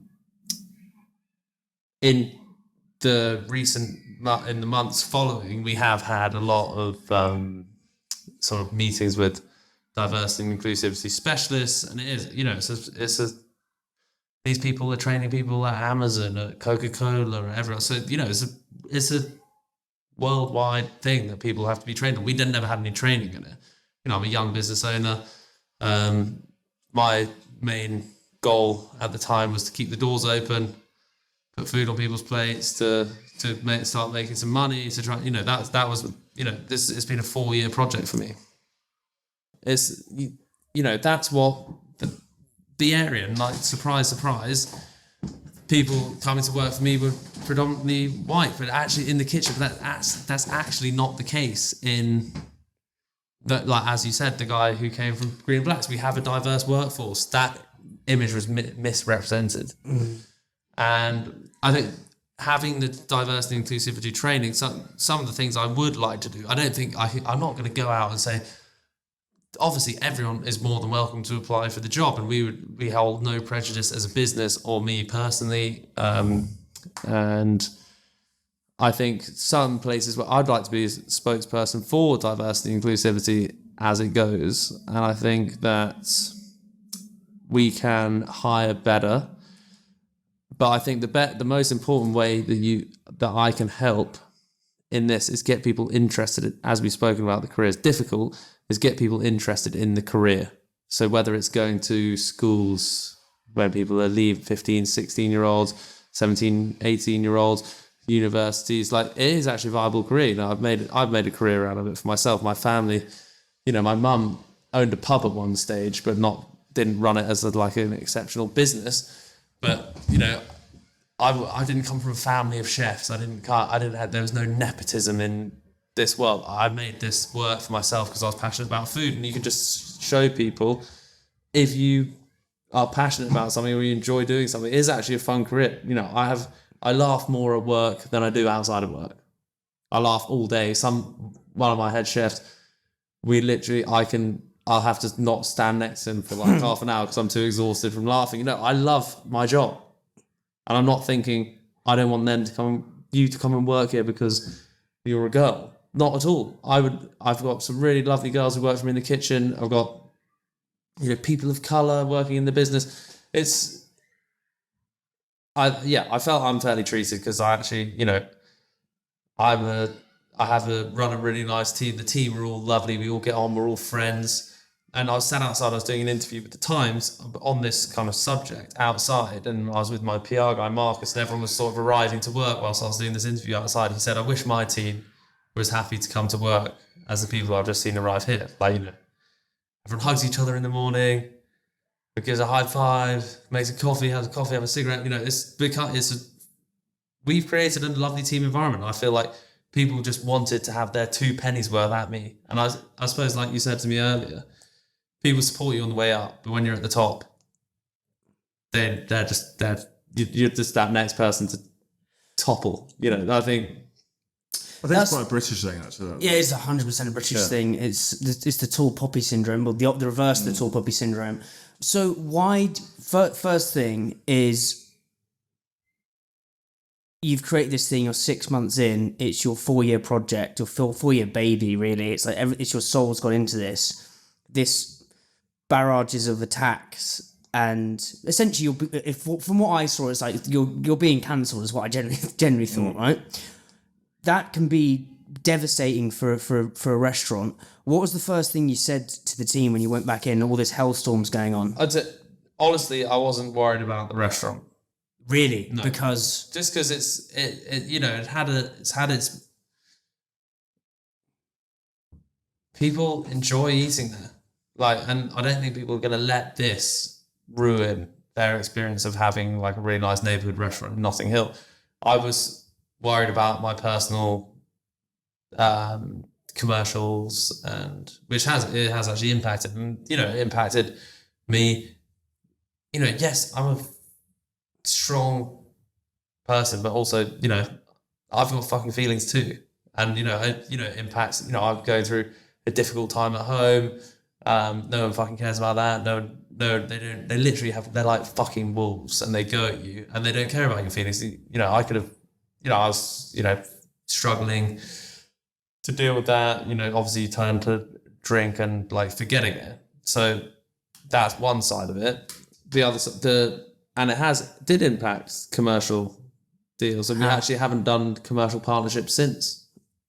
And I've just heard that the photographer who's going to shoot my book has said he doesn't want to do it because of this thing, which I think is completely kind of a bit ridiculous, because if you just take the time to get to know me or the team or anyone in the business, then you'll understand that is a misrepresentation of what we stand for.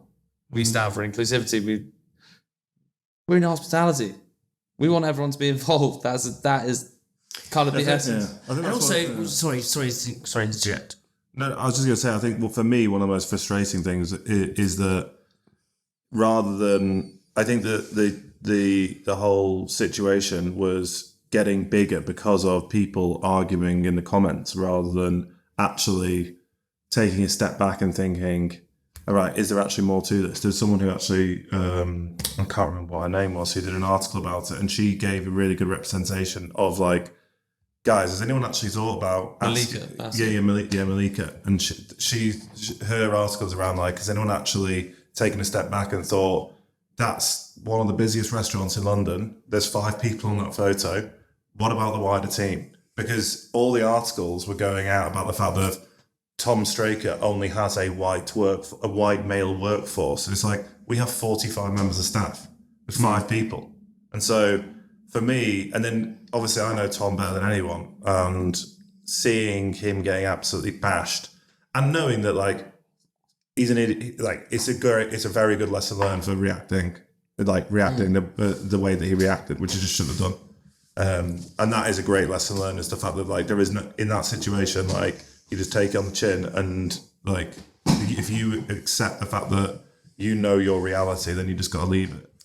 But it was it was grim watching it all unfold. Yeah, Toby was sort of looking for live updates every there's another piece. Yeah. To be honest, it was Tom's reaction and also other people's reactions in the comments of where, I mean, the comments got nasty, like to each other. It wasn't, because there was, I would say that like 80 to 90% of people, maybe even more than that, were like, we didn't get offended by it. Yeah. And I think there's there's certain people who did I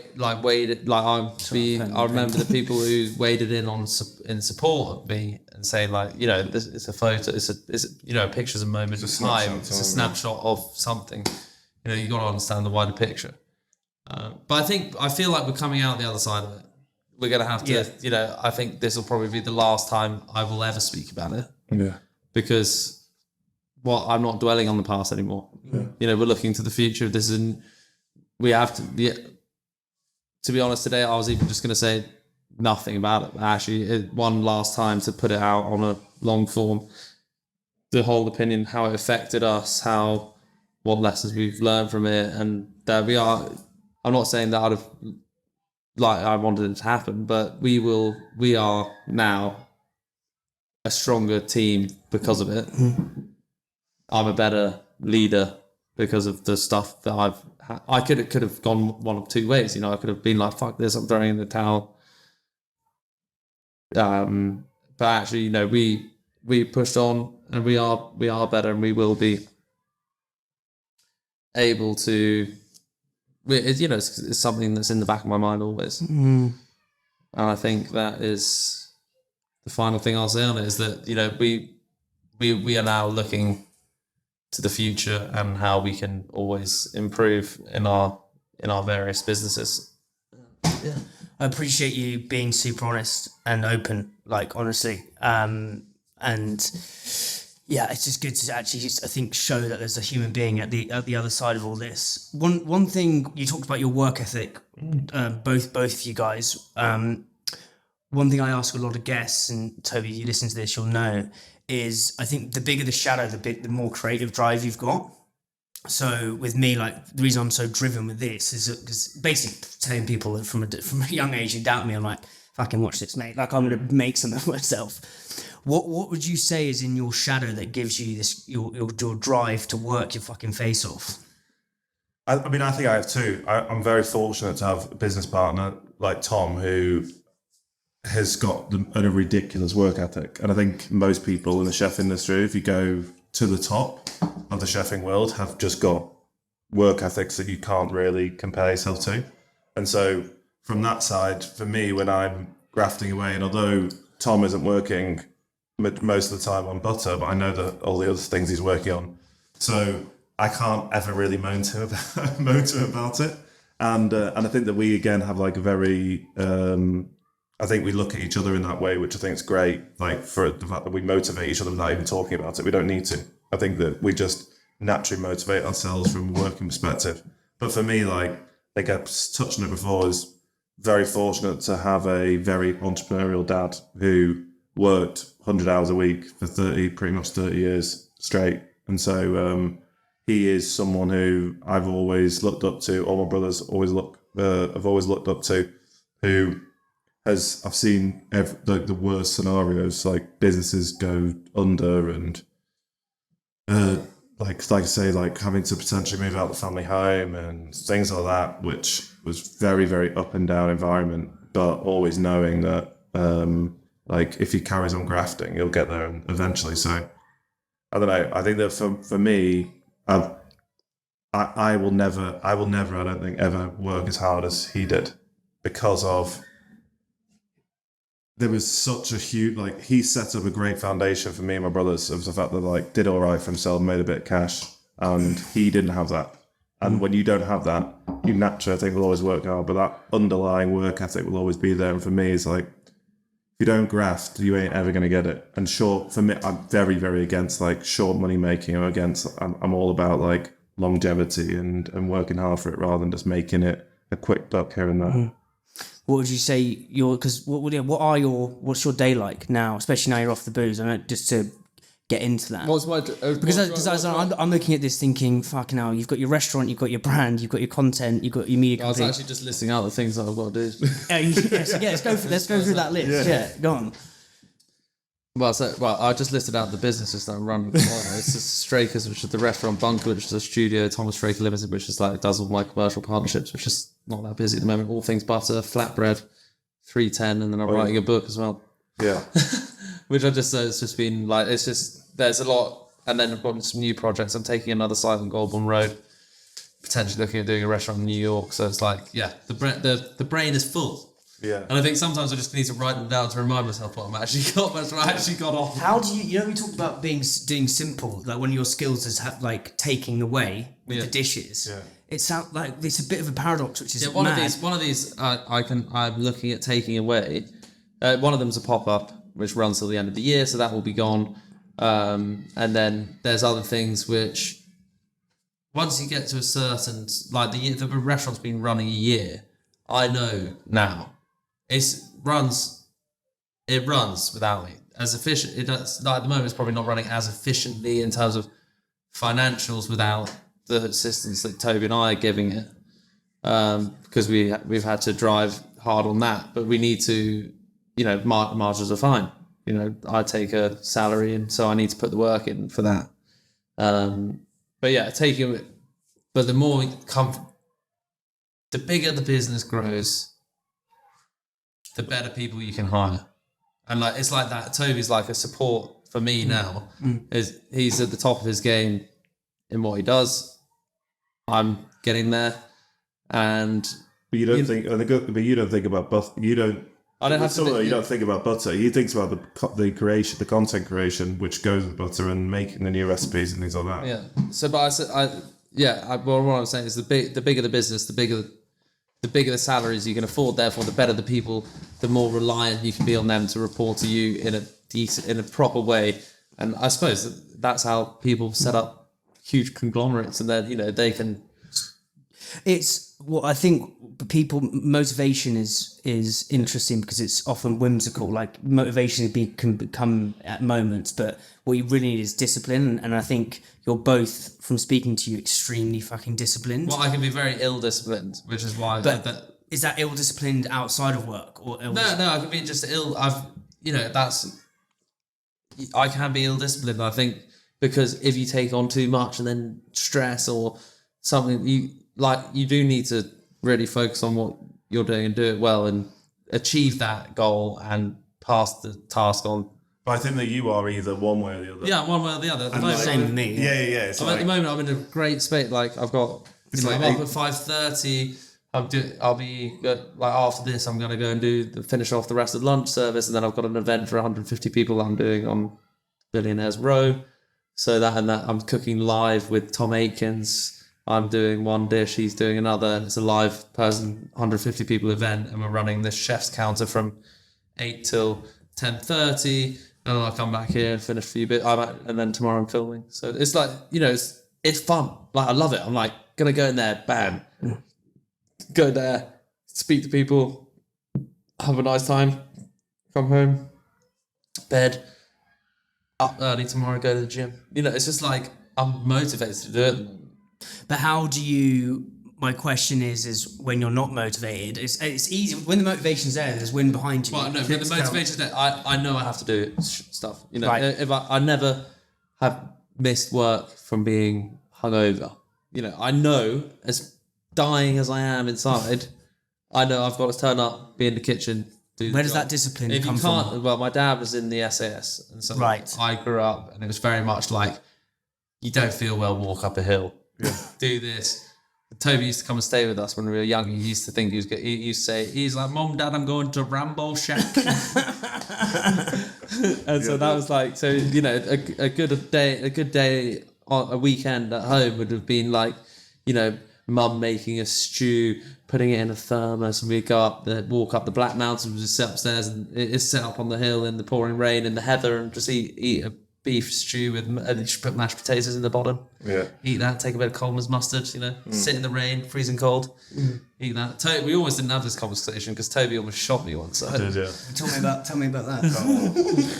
Do you know what I still think about? I actually still think about this, is that, so, they live on a small holding or Tom used to live on a small holding in Herefordshire, where you had a lot of the time you'd basically shoot what you eat that night. So we went to go and try and get some rabbits to eat, and I never shot anything in my life because I'm from Manchester, and I'd never ever been shooting in my entire life. And so I'm just holding a shotgun like Sylvester Stallone would hold it in a Terminator movie, just out like this, and I didn't realise I didn't have the safety on, and I shot the thingy by accident, and Tom was in front of me, and literally I missed his head by about that much from shooting. I think I was only 14 or something. So yeah, that's why we nearly didn't have it. But that was it. For me, it was an incredible environment to go into. To be like, Tom's ethos is very much like, you buy from the best butchers, and you don't, and protein is a privilege. And if you want to go out shooting, you shoot and then you eat it that day. You don't necessarily eat it that day, Toby. Well, not necessarily that day, or you eat it. Hang it 7 days in an order. Yeah. No, whatever they do, they do. No, A few more things, when then we'll wrap this up. But it's been an absolute joy. I suppose, Tom, like, what in one sentence does food mean to you? And I don't think you could do it in a sentence. yeah, it's the reason I asked that is it tightens it up. So it forces. Food is sustenance, and it's pleasure, joy, and passion. There you go. And then, Toby, what in one sentence is a brand? I've asked this again to lots of guests. Oh, I'm terrible with the singular sentences, but for me, I think a brand is a motive to whichever individual you are targeting to. So a brand has to drive emotion. Final question. What's one truth you believe wholeheartedly that most people would disagree with you on? Whoever wants to take that. What? Can you repeat the question, Ruth? So what's one truth you believe wholeheartedly that most people would probably disagree with you on, or do disagree with you on? Okay. No, I don't know actually. We don't really have. Or maybe the best way to say it is how do you approach? I know another thing on your LinkedIn, Toby, is think differently. Yeah. How do you guys think differently? How do you think differently versus other restaurants? The way you approach the menu in London. One. Yeah, sorry, that was a bit of a fucking. That's an easy. I suppose I don't think differently. I think I'm good at seeing what work, and I'm good at tapping into my history or past and understanding what has worked for other people or what I've learned from other people, and being able to put that together. It's like a jigsaw puzzle, putting together a restaurant. Like, what kind of food, what kind of atmosphere, what kind of environment, the price, how do you want it to feel? Like, it's like I took so many things from different people that I work for, and being humble enough to admit that you have taken inspiration from other people, and understanding what you like. Ultimately, you do what you enjoy. I create what I enjoy. Therefore, The atmosphere is your kind of atmosphere. Yeah, I hope that people enjoy. I hope that people enjoy. You know, I've created something that I thought was missing, and that somewhere I would like to go and eat. And so I suppose that's what I do on socials as well. I cook something I enjoy because I think people will enjoy it, and I suppose that's where the what was the time phrase of the question? It's how you think differently. Okay, yeah, that's what you're saying. So that's how I think different. I as a creative, in a simplistic way, I create something that I enjoy. That's how I do this with this podcast. I ask questions I want to ask. Yeah. Because I think otherwise you just end up, one, creating something else everyone else is creating, and then two, hating it as well. Obviously, then in that moment, I'm thinking differently because no one has had the same experiences that I've had in life. I've had different experiences to every other chef. Yeah. Not that maybe I've worked at the same restaurant, but I grew up differently. I was lucky enough to go to a really good school, but I didn't have loads of money I had no money when I moved to London. I've been driven, like I've had to think differently to anyone else, and so now putting all that time, all that learning, all that energy into one moment is you're always thinking differently to everyone else. Yeah, I think if I take it as a brand perspective, I think similarly to that is like, I love that thought process of everyone. You have a different experience to everyone, and regardless whether you're in the same place. Mm-hmm. So I could have had the same job as someone at Trip, but realistically, I would have had a slightly different experience from everyone else. Mm-hmm. And so for me, it's like taking my experience from every single place that we've had and try and put into All Things Butter to make it hopefully the success that it's going to be. But I think when I look at I suppose I take the same thing when we came to creating a brand and what we wanted to do. It's like we wanted to be completely different to what anything else in the market, but took complete inspiration from what how people have done that in the past. Like, I'm very open to say that like Minor Figures, Beavertown, Oatly, those kind of brands are like complete inspiration for us about what they've done in their categories, how they've really stood out from overcrowded markets or created categories. That is what we aspire to do, but within our category. So, yeah, it's super exciting. Can't wait to see what happens. Let's wrap it up there because you guys got to go. I've got darts the other side of London. Yeah. I'd love to do one again once you're further down the road. Yeah. Got these listings going. But chaps, yeah, it's been an absolute joy. Thank you. Thank you so much. Thanks, dude. Cheers. Well done. Yeah.